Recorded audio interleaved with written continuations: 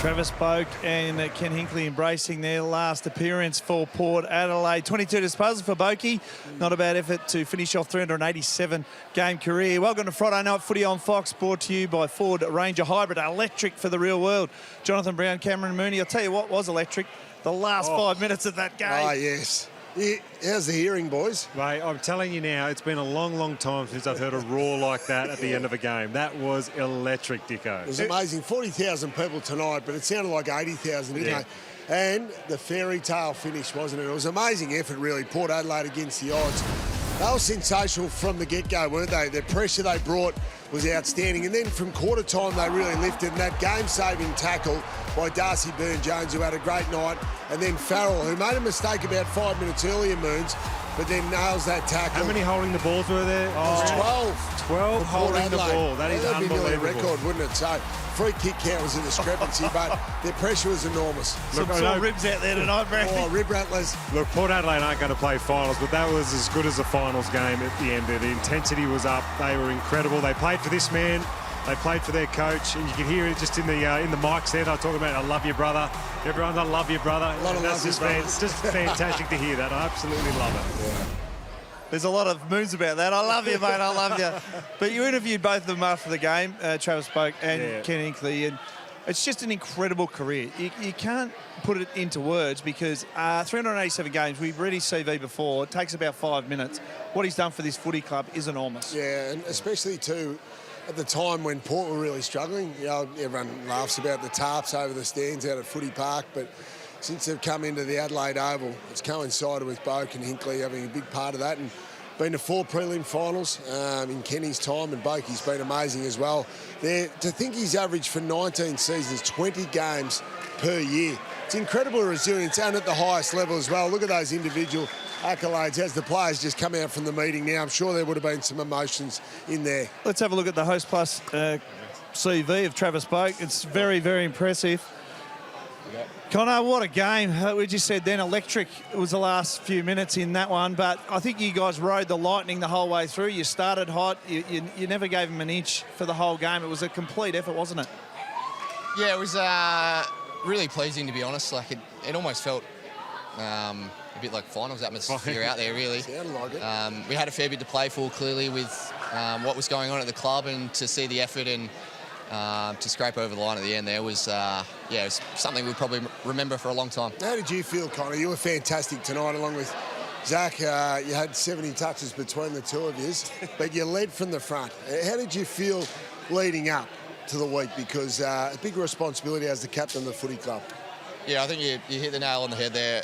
Just a lot of responsibility that we need to lead the right way, and Travis has done so much for our football club, as has Ken and Chad as well. So for us, it was putting our best foot forward to send them off the right way. They deserve everything that, unfortunately, we couldn't quite get him a premiership, which I think he deserves, but to give him that memory tonight of finishing the right way, and just seeing him there with his friends and family celebrating, it's just, it's really special. More to the point, Connor, how did you feel coming off the ground? Because you cramped like you wouldn't believe. No, you're not fit enough. Not enough pickle juice. I need to. You were trying to come off from the middle of the ground, and you really struggled. You and Nick Dacos, you're not fit enough. Harder pre-season, mate. Need a bit more pickle juice, but I expect you to be up in the morning for a 10K run. Yeah, I might be running in the morning, but. Can I just ask, what did Kenny talk about in there? It was more just thanking everyone, really. Just took a moment to go around the room and point out a few special people. There was a little tear in his eye, as there should be. He's been a coach for so long. I'm not sure what's next for him, but he's a father figure for all of us. We look up to him so much, and just a big thank you to him. Connor, we spoke to him before the game. Moons said, "How did you go with your address before the game?" He said, "I couldn't get through it. He was too emotional." I didn't want to talk. Talk us through did he even attempt it? Did he try? Yeah, he was pretty short, to be honest, and he usually gives us a fair pump up when we're just in here with the group, and he actually called Sam Powell-Pepper in to do it for him, because he was struggling to get his words out a little bit, and Pep gave us a bit of a pump up to get out there, but as I said before, he deserves to embrace this moment and to feel all the emotions, because it's been one hell of a ride. It's interesting when a coach exits a footy club. Some clubs don't do it well.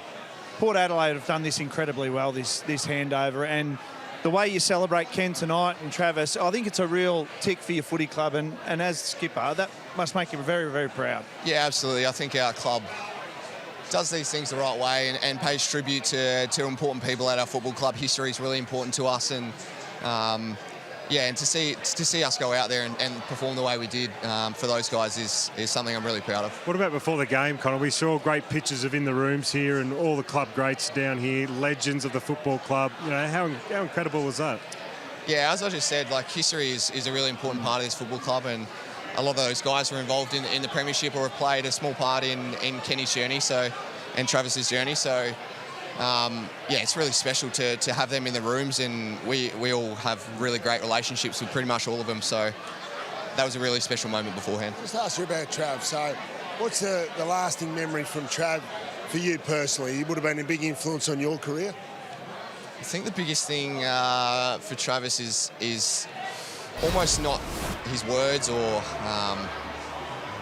we all know how he is as a person, but just being able to be around him and to see how professional he is on a day-to-day basis, how he goes about his recovery, his preparation, his mindset. He's at the elite level in all of those things, which is why he's played the game at the top level for so long. It was important again tonight. And to be able to just, play a small part in his career and to develop a relationship with him, a mentor role. Hopefully we have a strong relationship throughout the rest of my career. Did you feel that at three-quarter time? Like, was it front of mind for the players? Because sometimes milestones can get a bit overrated, but you felt as if the emotion in the room tonight, you boys would have been thinking about it at three-quarter time when you're within touch of winning the game.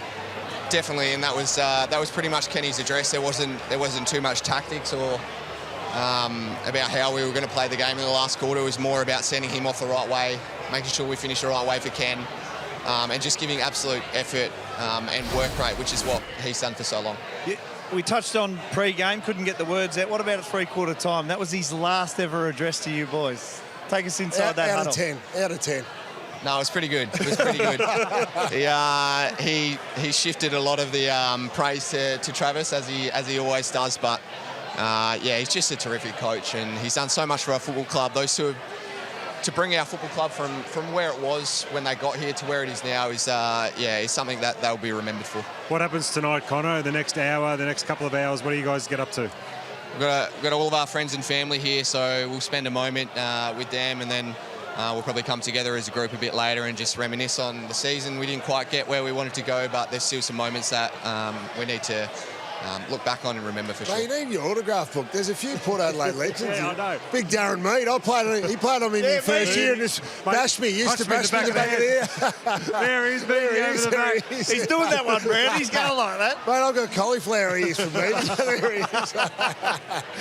So, mate, it's great, but there's many big names. And Cornsey brings back bloody nightmares. We got beaten in 04 in the grand final, of course, and what a great player he was too, Chad Cornsey. He's been at the footy club as a coach now for 9 years, I think it is, so he's leaving the club as well. Yeah, it's probably a little bit unfortunate. He probably got overshadowed a little bit by the other two that were leaving the football club. But again, he's just been amazing as a player, and then he's been a coach for a really long time now. So, again, we've had so many special moments with all of these people throughout the journey. So to finish the way we did and to make sure we make them proud of our effort and how we finish is really nice. Hey, we're about to speak with Mitch Georgiades. He was pretty good tonight. Had a pretty good year, Mitch. He's taken a big step, Mitchell. I don't think he quite knew how good he can be. Yeah. The coaches certainly knew that, but he's going to play a really important part for our football club over a long time. Connor, outstanding. It's just a great way to finish the season. You can see the energy in this room and what Ken and Travis have brought to this footy club. So enjoy tonight and probably the next week. Thanks, guys. Appreciate it. Connor Rozee, one of the stars of the show here and a super leader of this football club, and his highlights, thanks to Yui, you mentioned it, Brandy, combined with Butters, 70, so 35 apiece, and they are just the engine room of this football club, not only for the last 10 years, but they're going to go well into the future and take this club forward. It is tough, though, because it can be overwhelming as a leader of the football club when you have a significant send-off or send-offs, in this case, to go out there and still be able to perform and deliver under an enormous amount of pressure. and stress he would, because he would have wanted to lead by example, almost like a final, you know, where sometimes you can get too overwhelmed, but he was outstanding from go to one. Look, we're laughing on the boundary line at times, Dicko, just with Butters and the way that he attacks the ball, the way that he tackles and crashes. And I know, speaking to Kenny over the years, you know, we talk about Joel Selwood down at Geelong as being this great person that came through the club. Well, he puts Butters right up that level with Joel Selwood. Just says this is a man that training sets the standard from woe to go. And then out in the field as well, he just crashes and bashes and does what he does. And he was outstanding tonight as well. Yeah, terrific player. He's just inspirational for the young kids coming through. That's back into the midfield. Do you expect him to go back into the midfield full-time next year? He's played a lot of the year as half-back. Absolutely. On his last 2 weeks, once he gets his body a lot better and right, yeah. I think we'll get back in there. Stops the cramp. Not a bad captain and vice-captain for your footy club, really, is it? Not fit enough. Not fit enough. Yeah, you sunk the boots in there, Brady.